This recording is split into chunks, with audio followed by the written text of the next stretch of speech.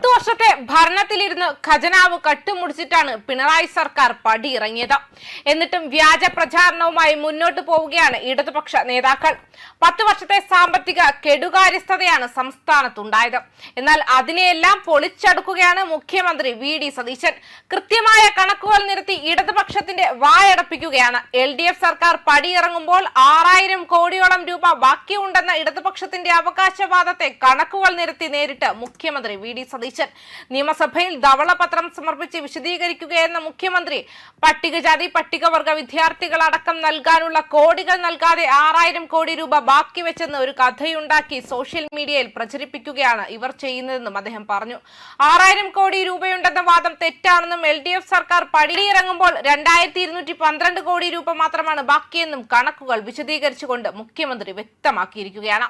ആളുകളെ കബളിപ്പിക്കുകയാണ് LDF ചെയ്യുന്നതെന്നും മുഖ്യമന്ത്രി വിമർശിച്ചു. 6000 കോടി രൂപ ട്രഷറിയിൽ ബാക്കി വെച്ചിട്ടുണ്ടെന്നാണ് കഴിഞ്ഞ കുറച്ച് ദിവസങ്ങളായി ഇവർ പ്രചാരണം നടത്തുന്നത്.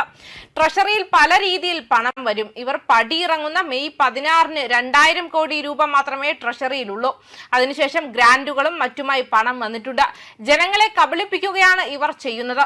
മുഖ്യമന്ത്രി സഭയിൽ ഒരു ഉദാഹരണവും ചൂണ്ടിക്കാട്ടി. നിയമസഭയിലെ ഒരു ജീവനക്കാരന്റെ ശമ്പളം 50,000 രൂപയുണ്ടെന്ന് സങ്കല്പിക്കുക.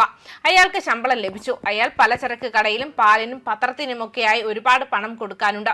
എന്നാൽ ഇയാൾ ഇവർക്കൊന്നും പണം കൊടുക്കാതെ എന്റെ കയ്യിൽ 50,000 രൂപ ബാക്കിയുണ്ടെന്ന് പറഞ്ഞ് നടക്കുകയാണ്. കടക്കാർ വാതിൽക്കൽ വന്നു നിൽക്കുമ്പോൾ വാതിലടച്ചിട്ട് എന്റെ കയ്യിൽ പണമുണ്ടെന്ന് പറയുന്നു. ഇതാണ് അവസ്ഥയെന്നും സതീശൻ പറഞ്ഞു. ഇടതു സർക്കാർ കൊടുക്കാനുള്ള തുകയും സതീശൻ നിരത്തി. നിങ്ങളുടെ കയ്യിൽ 6000 കോടി രൂപ ബാക്കി ഉണ്ടായിരുന്നെങ്കിൽ എന്തുകൊണ്ട് തദ്ദേശ സ്ഥാപനങ്ങളുടെ മൂന്നാം ഗഡു കൊടുത്തില്ല? 1982 കോടി രൂപയാണ് മൂന്നാം ഗഡു കൊടുക്കാനുള്ളത്. പട്ടികജാതി പട്ടികവർഗ വിദ്യാർത്ഥികൾക്ക് 377 കോടി രൂപ കൊടുക്കാനുണ്ട്. സർക്കാർ ജീവനക്കാർക്ക് 21,000 കോടി രൂപയുടെ DA കുടിശ്ശിക ബാക്കി വെച്ചാണ് LDF സർക്കാർ പടിയിറങ്ങിയത്. പെൻഷൻകാർക്ക് 14,387 കോടി രൂപ കുടിശ്ശികയുണ്ട്. സപ്ലൈകോയ്ക്ക് 2,893 കോടി രൂപ നൽകാനുണ്ട്. വിലക്കയറ്റം നിലനിൽക്കുന്ന സംസ്ഥാനത്ത് അത് തടഞ്ഞു നിർത്തേണ്ട ഒരു ഏജൻസിയല്ലേ സപ്ലൈകോ. മെഡിക്കൽ സർവീസ് കോർപ്പറേഷന് കൊടുക്കാനുണ്ട് 476 കോടി രൂപ. ഇതുമൂലം മരുന്ന് വിതരണം മുടങ്ങി. 2017 കോടി രൂപ കാരുണ്യയിൽ കൊടുക്കാനുണ്ട്. എന്നിട്ട് 6000 കോടി രൂപ ബാക്കി വെച്ചെന്ന് ഒരു കഥയുണ്ടാക്കി സോഷ്യൽ മീഡിയയിൽ പ്രചരിപ്പിക്കുക. കടക്കാർ വാതിൽക്കൽ വന്ന് നിൽക്കുകയാണ്. എന്നിട്ടാണ് പറയുന്നത് ഞങ്ങൾ പൈസ ബാക്കി വെച്ചിട്ടാണ് പോയിരിക്കുന്നതെന്നും പറയുന്നത്.